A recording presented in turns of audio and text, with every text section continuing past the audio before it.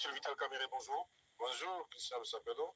2 heures d'entretien avec le président. C'était votre première rencontre depuis 2 ans? Oui. De quoi a-t-il été question ce soir? Nous avons parlé d'abord de notre partenariat que nous comptons renforcer à travers nos partis INC et IDPS et bien plus au sein de l'Union sacrée.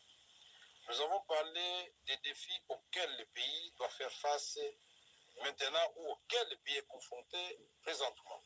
Des défis sécuritaires avec l'Est du Congo qui est en ébullition en ce moment, des défis alimentaires, c'est-à-dire avec cette pauvreté criante. Nous avons parlé des défis de la scolarité des enfants, des défis de la santé, etc., etc. Nous n'avons pas seulement évoqué les défis, mais nous avons évoqué la manière de les relever. On ne peut pas gagner une guerre sans mettre de l'ordre dans l'armée. On ne peut pas gagner une guerre sans avoir des services de renseignement, des services de sécurité qui travaillent et qui sont proactifs, qui identifient les menaces et les dévancent, qui donnent la vraie information aux hommes qui sont sur le terrain et au président de la République qui est le commandant suprême pour que nous puissions gagner. Donc je pense que le président va gagner le combat, c'est-à-dire va descendre lui-même. Si le terrain commence à tirer, c'est ce qui nous font mal. Non, c'est une question d'abord qui concerne l'armée qui est l'outil de défense. Il faut lui donner les moyens, il faut lui donner la vraie information, c'est-à-dire renseignement militaire, mais il faut l'encadrer à tous les niveaux. Nous avons parlé aussi des solutions en ce qui concerne comment améliorer les bien-être des Congolais. Il y a déjà le projet de 145 territoires de transformation agricole qui a commencé, mais qu'il faut renforcer. Nous avons parlé aussi de la santé universelle, en commençant par Kinshasa pour la maternité gratuite. Nous avons parlé aussi du fait que l'agriculture, et je l'ai dit, avec 2 345 000 km² de terre, 2 345 000 km² de terre au Congo, 80 millions de terres arables et 40 millions irrigables, ça fait 120 millions. Le même espace cultivable que la Chine, qui nourrit 1,5 milliard de Chinois et qui exporte la différence. Il a été établi que le Congo peut produire pour 2 milliards de bouches. Donc ça signifie que nous devons mettre tous les moyens qu'il faut dans ce projet pour que le Congo devienne vert et qu'on produise. Nous avons parlé aussi de l'amélioration des salaires des fonctionnaires, des militaires, de tout le monde. Vous avez parlé donc de la gestion, vous avez parlé du mandat qui est en cours et que vous aviez commencé ensemble. Un mandat que vous avez continué ensemble?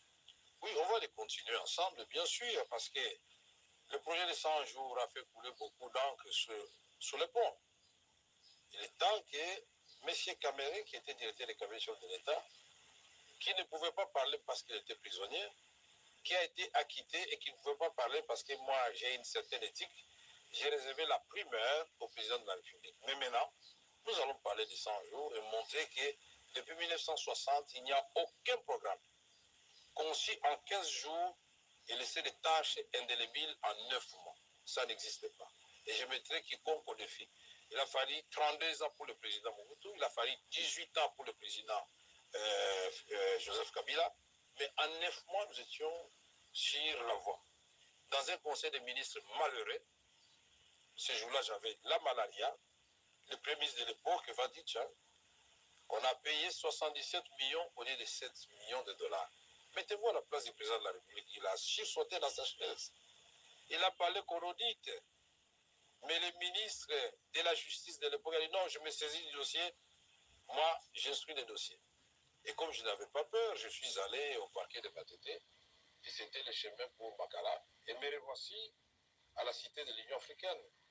Comme on dit, quelle que soit la longueur de la nuit, les jours finissent toujours par apparaître. C'est un procès politique. Le procès, moi je crois que politique, ce n'est pas le mot qu'il faut, c'est un procès cynique. Parce que quand j'ai clamé mon innocence, personne ne voulait me croire. Mais j'avais dit, bon écoutez, puisque vous, là, magistrat et juge, ne voulez pas me croire, la vraie l'injustice viendra de Dieu. Et j'ai beaucoup aimé le président a respecté le principe de l'indépendance de la justice. Et de mon côté, vous savez, dans toutes les valeurs chrétiennes, là, la valeur la plus difficile à observer, c'est la patience. C'est la résilience. Comme je me connaissais innocent, je me suis dit, le temps, c'est comme une grossesse, c'est 9 mois, ça finit toujours par savoir si la femme était enceinte ou pas. Mais voici, je suis là, devant vous. Nous aurons d'autres occasions, des émissions, où nous allons parler en profondeur de ce projet. 142 écoles construites, 132 centres de santé, un grand hôpital Lumbashi, un pont de 145 km dans les Tanganyika. Nous ne parlons pas de tout ce que nous avons fait comme incubateur au Kivu, qui emploie 2000 petits pour produire du tilapia. On n'importe plus du tilapia au sud Kivu. Je ne voudrais pas dire ce qui a été fait dans les Kasaï.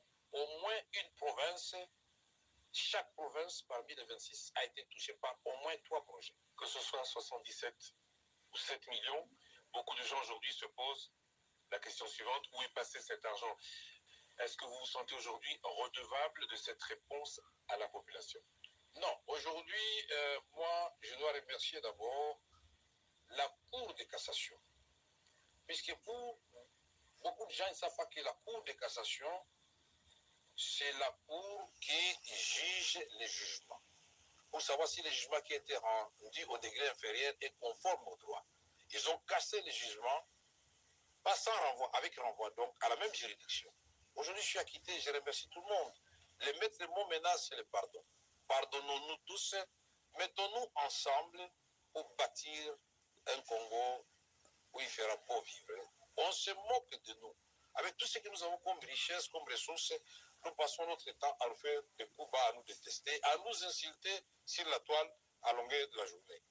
Moi, j'ai dit, et je le répète, l'épreuve endurée est en dessous de ce que l'on peut donner à sa patrie, à sa nation, à la communauté congolaise, à laquelle je suis attaché profondément. Je vais organiser une messe d'action de grâce à Kinshasa comme à Bukavu pour remercier le Seigneur de m'avoir gardé en vie. Je pouvais mourir. Là, ce n'est pas un endroit où il faut souhaiter envoyer quelqu'un. Vous parlez de la patrie, vous parlez de la nation. Cette patrie, cette nation est aujourd'hui menacée encore à sa partie orientale.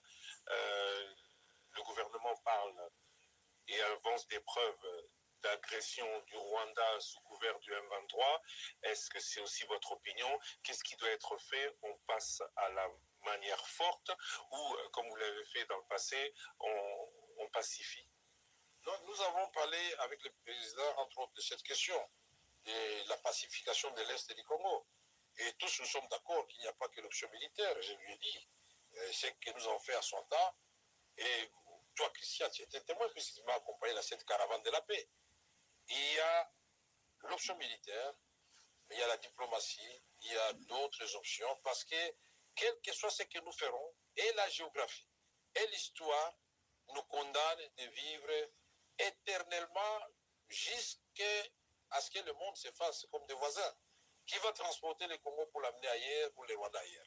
Je crois qu'il y a des préalables en cela. Il faut qu'il y ait de bonnes volontés de part et d'autre. Nous sommes de bonne volonté. Il faut que de l'autre côté, il y ait la sincérité. Nous sommes sincères. C'est à eux de nous rencontrer, de nous dire en toute sincérité que cette guerre n'arrange personne. Parce qu'il y a des mots de part et d'autre. Nous devons y mettre fin. Monsieur Vital Caméra, en vous remerciant de nous avoir accordé de votre précieux temps. Juste une dernière question. Le cash existe toujours. Disons, l'union sacrée existe toujours, mais le directeur de cabinet n'est plus en fonction. Vous parlez comme une personne toujours d'active ou qui est prête à être encore d'active. Alors, d'active où? Certains vous voient Premier ministre, d'autres vous voient à d'autres fonctions. Vous voyez où dans les prochaines semaines pour faire ce que vous dites aujourd'hui être en mesure de faire? Je me vois comme un citoyen congolais déterminé à aider son pays. Même toi, Christian Lusakouine, c'est ici que je vais interpeller la presse. La presse fait une communication qui puisse aider le pays.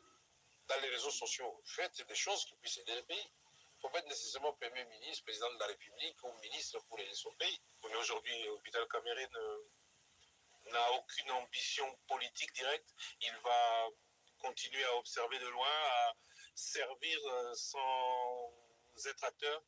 Non, comme on dit, La voix du peuple, c'est la voix de Dieu.